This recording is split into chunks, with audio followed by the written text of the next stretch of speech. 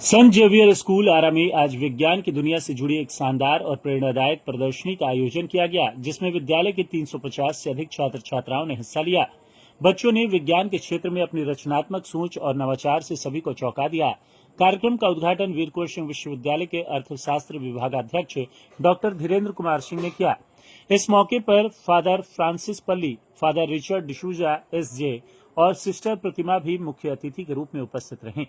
विज्ञान विभाग के शिक्षकों धर्म प्रताप सिंह, संजना राय, मानसी यादव, अभिषेक कुमार, उत्पल कांत, लक्ष्मीकांत, इतिश्री और सोनम कुमारी की देखरेख में छात्र छात्राओं ने 80 से अधिक प्रोजेक्ट्स तैयार किए। इन प्रोजेक्ट्स में भौतिकी, रसायन और जीव विज्ञान से जुड़े मॉडल्स और प्रयोग शामिल थे, जो बच्चों की वैज्ञानिक सोच और कल्पना शक्ति को दर्शाते हैं। निर्णायक मंडल में professor doctor Sanjay Kumar Singh physics, doctor Shweta Singh biology और डॉक्टर सुनीता सिंह केमिस्ट्री शामिल रहीं, जिन्होंने प्रतिभागियों के प्रोजेक्ट्स की बारीकी से समीक्षा की। इस प्रदर्शनी का उद्देश्य छात्रों में वैज्ञानिक दृष्टिकोण विकसित करना और उन्हें इनोवेशन की ओर प्रेरित करना रहा।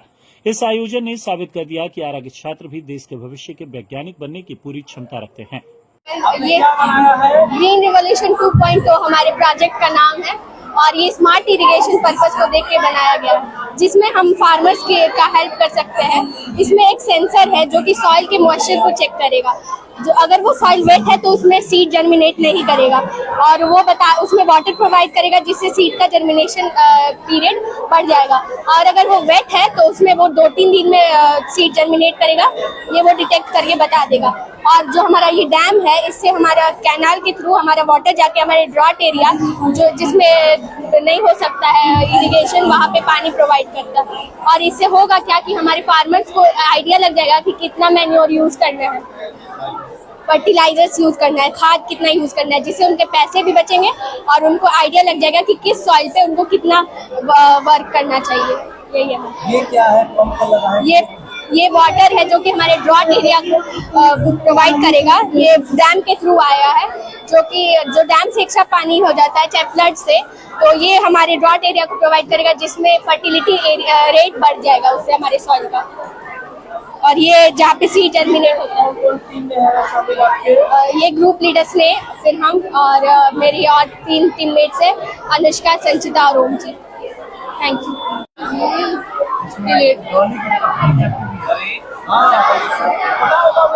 देखिए सर, इसमें हम लोग 2 बिल्डिंग बना है। एक बिल्डिंग है जो भूकंप के टाइम कभी नहीं गिरेगा और एक बिल्डिंग है जो नॉर्मल है, जिसमें हम लोग रहते हैं। जैसे कि अगर भूकंप आया तो ये बिल्डिंग बहुत ज्यादा हिलता है और टाइम बाय टाइम ये बिल्डिंग कमजोर हो जाएगा और फिर गिर जाएगा। लेकिन यहाँ पे हम लोग बनाए हैं एक ऐसा बिल्डिंग जो भूकंप के टाइम कभी नहीं गिरेगा। इसमें हम लोग यूज किए हैं नीचे रबर बॉल का, जो भूकंप आते समय उसके टाइम उसके साथ हिलेगा और फिर जो एनर्जी है वो उसके साथ ऊपर आएगा और ये जो स्पॉन्ज है उस एनर्जी को ऑब्जर्व कर लेगा, तो वो एनर्जी इस बिल्डिंग में पास नहीं हो पाएगा और ये बिल्डिंग कभी नहीं गिरेगा भूकंप के टाइम। इसलिए हम लोग बताओ, ये मैकेनिज्म कहीं इस्तेमाल होता है? ये जापान में इस्तेमाल होता है और हम लोग चाहते हैं कि इंडिया में भी इस्तेमाल हो। कितना भूकंप झेल सकता है इसका? जापान में बहुत बड़ा भूकंप आता है। स्टेज 7 मैग्नीट्यूड 7 और 9 तक को ये आराम से झेल लेगा, थोड़ा सा बस हिल। क्या नाम हुआ? कुमारी Selja. Hyperloop model which consists of a vacuum tube, and there is a vacuum pipe which shoves all the air inside it and creates a negligible air pressure. And if there will be a negligible air pressure, the friction will be also low. And if the friction is low, it will allow an object to move in a very high speed. So there is a cordon inside this tube, there is a low friction, and if there is low friction, the cord will also move in a very high speed.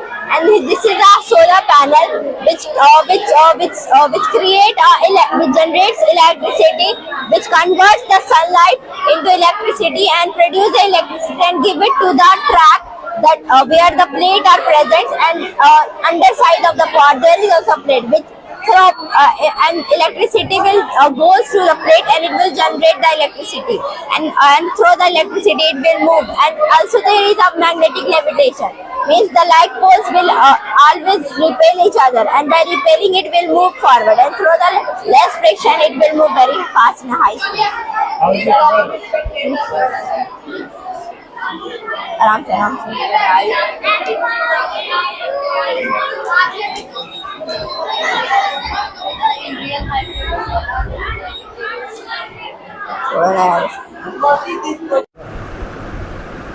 आज विद्यालय में science exhibition का आयोजन हुआ है। बच्चों ने एक से बढ़कर एक प्रोजेक्ट जो है प्रस्तुत किया। क्या कहेंगे सर? हाँ, बहुत बहुत धन्यवाद। ये हम लोगों का पहला प्रयास है। स्कूल अभी तो 4 ही साल हुआ है स्थापना होकर। तो हम लोगों ने एक बच्चों के लिए मौका दिया, अपना जो प्रतिभाएं हैं, जो कौशल है, जो प्रतिभाएं उसको प्रकट करने के लिए। और हम लोगों ने प्लान किया था एक बच्चों को एक मौका दिया जाए, अपना जो भी अंदर की जो कला है, जो प्रतिभाएं हैं विज्ञान के प्रति, उसको ये लोग प्रकट करें अपने कल्पना द्वारा, ताकि आगे बढ़कर उनको लेके मौका मिले कि आके इस क्षेत्र में ये लोग आगे बढ़ें। और साथ साथ ये एक सीखने का मौका है बच्चों के लिए। और इसके चलते बच्चे बहुत कुछ अपना क्रिएटिविटी, क्रियाशील दिखाते हैं, ताकि साथ साथ पढ़ाई के साथ साथ हम लोग बाकी चीज़ों के लिए भी उतना जितना पढ़ाई में ज़ोर देते हैं उतना ही बाकी चीज़ों के लिए भी हम लोग एक्स्ट्रा करिकुलर एक्टिविटी बोलते हैं उसको भी ध्यान देते हैं, ताकि बच्चे ना सिर्फ किताब तक सीमित रहें बल्कि बाकी क्षेत्र में भी आगे बढ़ें। वो मेन मकसद था। हाँ, बच्चों ने स्मार्ट क्लास और अर्थक्वेक को लेकर विदेशी टेक्निक जो यूज हो रही है उसको यहाँ पर प्रदर्शित किया। काफ़ी कुछ बेहतर देखने को मिला है अन्य विद्यालयों की अपेक्षा से। हाँ, ये हम लोग बच्चे खुद से किए, बच्चे खुद से किए थे स्कूल में। मतलब शिक्षकों ने उनको मदद की है, मतलब ऐसा ऐसा आपको ये देके किया बच्चों ने। ये एक बैकग्राउंड शिक्षक ने दिया था कि ऐसा ऐसा करेंगे, मतलब पूरा काम बच्चों ने ही किया था।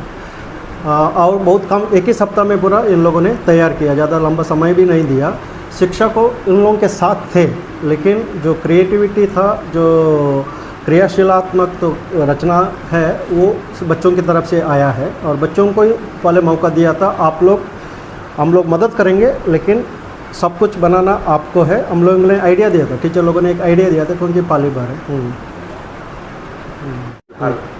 किस तरह से? हाँ, स्कूल में हम लोग ना सिर्फ बहुत सारे एक्स्ट्रा करिकुलर एक्टिविटीज़ हम लोग उसमें स्कूल में चलाते हैं, चाहे भाषण स्पर्धा हो, फैंसी ड्रेस हो, स्पीच हो, इंग्लिश एलोक्यूशन, डांस कंपटीशन, बहुत सारे एक्टिविटीज़ है साल में। हर मतलब शनिवार को हम लोग ऑर्गेनाइज़ करते हैं और बच्चों को एक मौका देते हैं, ताकि बच्चों के जो अंदर का जो प्रतिभाएं हैं वो लोग प्रकट कर सकें।